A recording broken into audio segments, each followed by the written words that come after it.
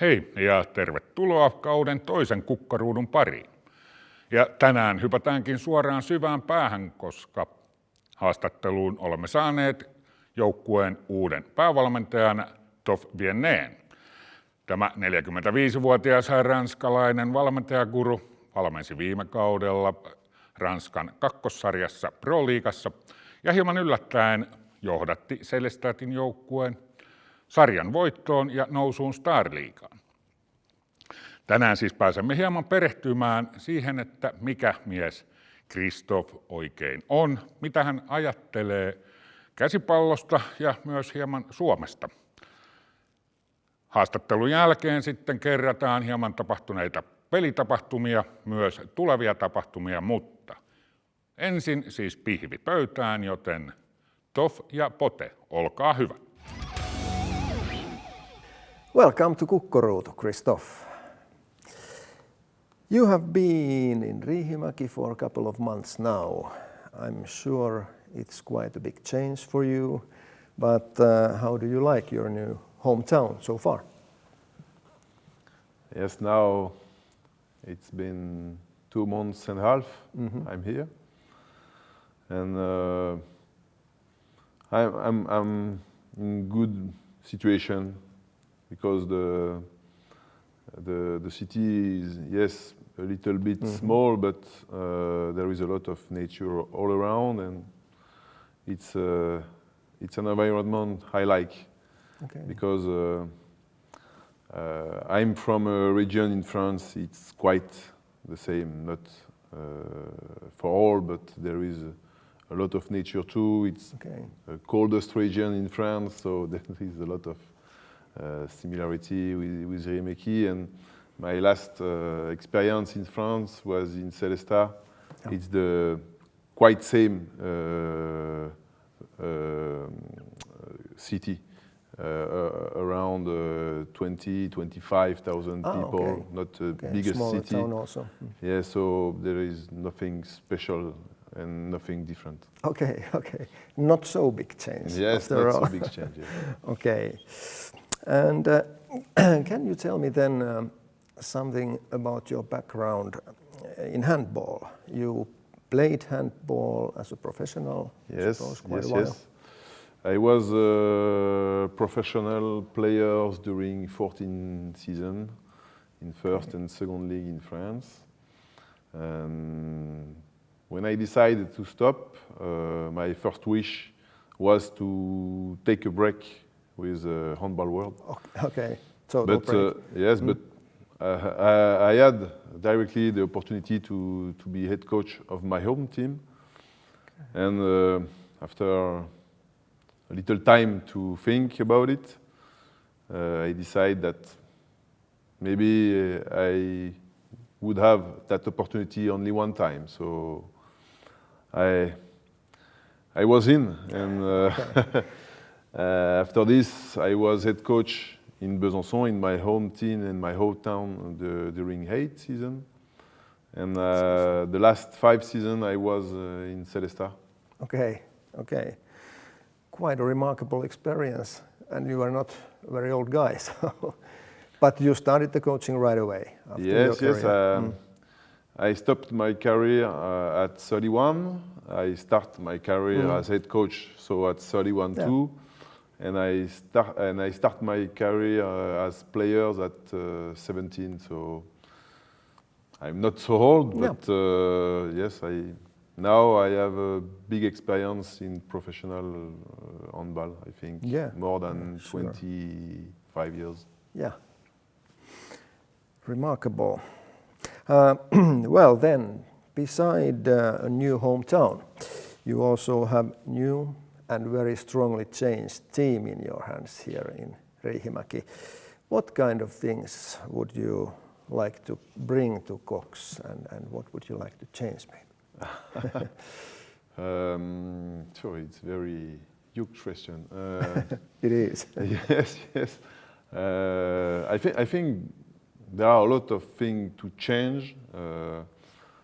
First, I really want to give that team and that club an identity and a real culture, because I think it's now something who missed, because every season the club changed a lot of players, but and there is always only foreigner.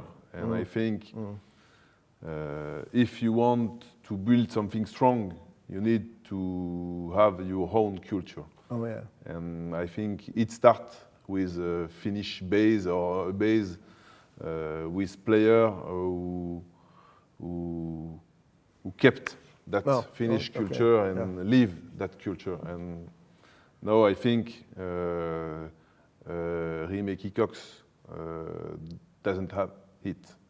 And I think it's the first steps. And after, in the handball, I think I wish some kinds of different play, but now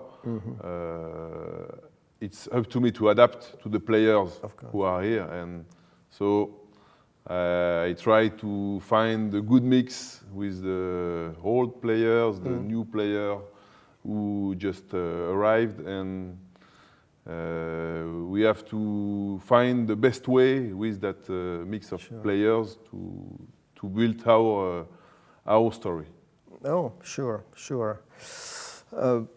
There is plenty to do, of course, but how would you describe yourself as a coach? Your coaching style, or what do you think are your strong sides? I'm not sure I'm the best man to speak about this, but don't be shy. No, I think I'm coach like I am on my whole life. I think I'm someone with open mind. I always want to put human above all the rest, and so I really care about human behavior and human condition in every situation. And I like having a team who is able to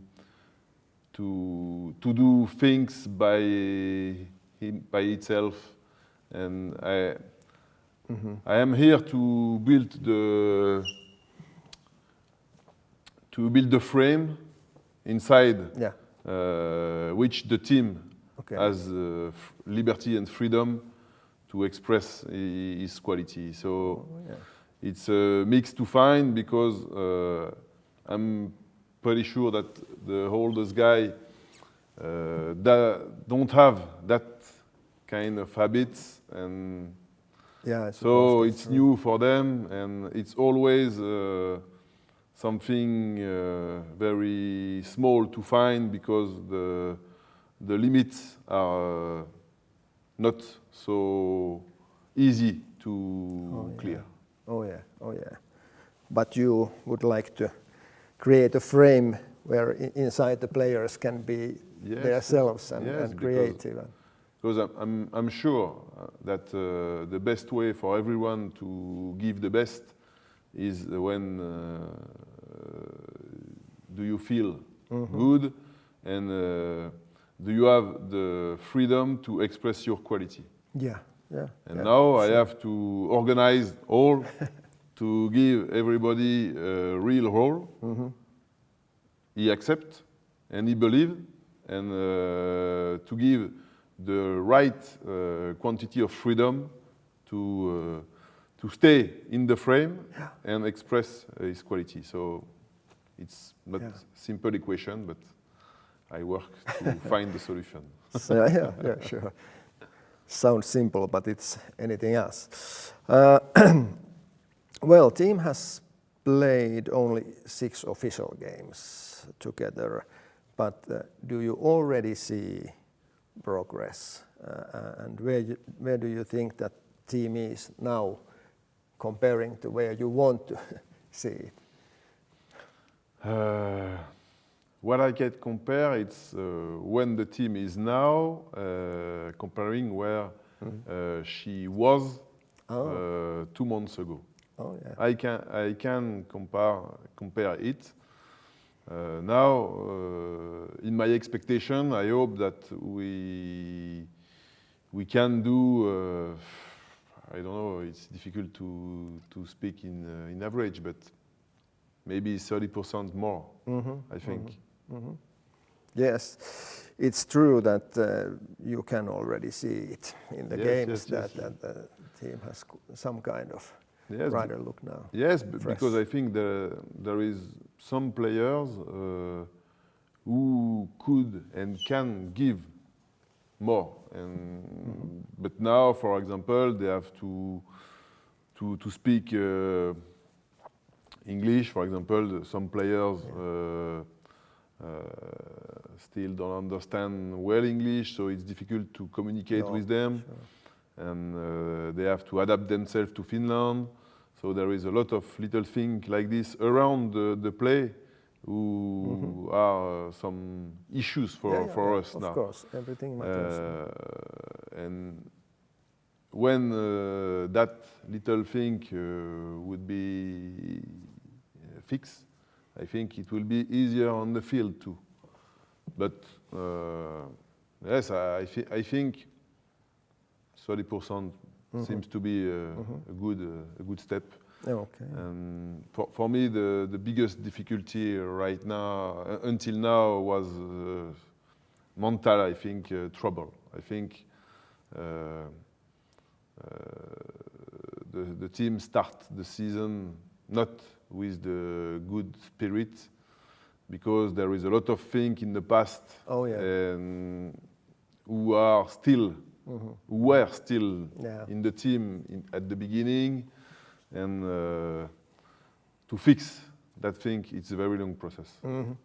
Yeah, true. Of course, the old players still remember that the last season was quite difficult for us. But now I'm sure it's safe to say that Cocks has started the season quite well, since team has won 5 out of 6 games and all national games so far. Some of the games have seemed to be even too easy for this team. How do you plan to keep up players' concentration and their will to make it even better and better all the time during the long season? I think there is a lot of question in your question, because yes, if we just look at the result, the last 2 games were very easy. But if we take a look in the past, that kind of game in the past were not so easy. Yeah. And I think the first steps, if every time you have to win by 20 goals, you have to win by 20 goals. Yeah, okay. If the difference between 2 teams is 20 goals, your job is to win by 20 goals. You can be happy if you won by 5. Yes, exactly. And exactly what I want to, the spirit I want to give to that team. And so every last game, we worked that way. We start the game with a real goal, a real aim, and the team has to reach that goal. Even I play in my coaching with some organization, with some tactical solution to sometimes make the team not in the best situation, but to make them adapt to the situation and find good solution. And there is only 2 ways in every game. You can play only for result, or you can play to improve. Yeah, sure. Our goal is not to win, not only with bad win that kind of game. Our goal is used every time, every moment to improve, to be ready for the hot moment of the season, who will be later. So, and I think we, with Boyan, my assistant, we built a program to improve the team during the next two months. Yeah, sure. Okay, then we only hope that Finnish winter won't scare you or the players and everything goes well in the future also. By the way, what plans do you have for yourself in the future?